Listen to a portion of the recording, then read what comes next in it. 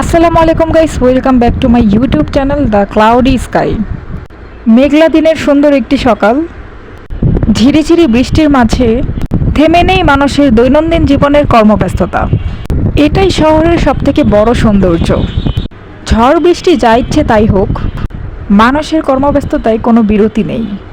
কোনো চঞ্চল প্রকৃতির মানুষ যখন হঠাৎ চুপচাপ হয়ে যায়, অটোমেটিক্যালি আপনার মনেও আসবে বিষণ্ণতা। আমার কাছে শহরের এই ব্যস্ততাকেও ঠিক তাই মনে হয়। ঈদের সময় যখন মানুষ ঢাকা ছেড়ে গ্রামে চলে যায়, ঠান্ডা শান্তশিষ্ট ফাঁকা ঢাকা আমার ভালো লাগে না। যে যে যার যার মতো কাজে ব্যস্ত, গাড়ি রিক্সা হর্নের শব্দ, যে যে যার যার মতো শহরের এই প্রান্ত থেকে ওই প্রান্তে ছুটোছুটি।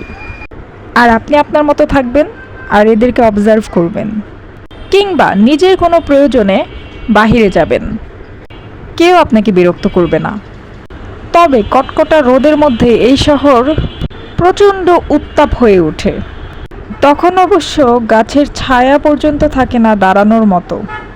তাই আমার শহরের মানুষের কাছে আমার আবদার, যে যে যার যার মতো বাসার বারান্দা কিংবা ছাদে গাছ লাগান।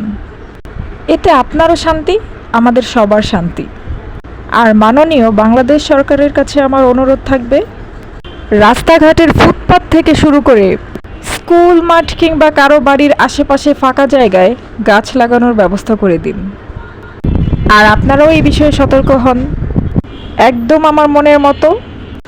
গত 2 দিন ধরে আল্লাহর রহমতে এরকম সুন্দর ওয়েদার। আমার কাছে মনে হয় এরকম দিনে ঘরে বসে থাকা বৃথা। তবে অনেকে এরকম সুন্দর ঠান্ডা দিনে ঘুমোতে খুব পছন্দ করে। ঠান্ডা ঠান্ডা ওয়েদার, ফুল স্পিডে ফ্যান ছেড়ে পাতলা কাঁথা মুড়ু দিয়ে মানুষ শান্তির ঘুম দেয়। এখানে তারা আসলে ঘুমকে খুব এনজয় করে। যারা ঘুম ভালোবাসে তারা ম্যাক্সিমামে এই কাজটি করে। আমিও ঘুম ভালোবাসি, কিন্তু আমার ধরনটা একটু আলাদা। আমি আসলে কটকটা রোদ গরমের মধ্যে ঘুমোতে বেশি পছন্দ করি।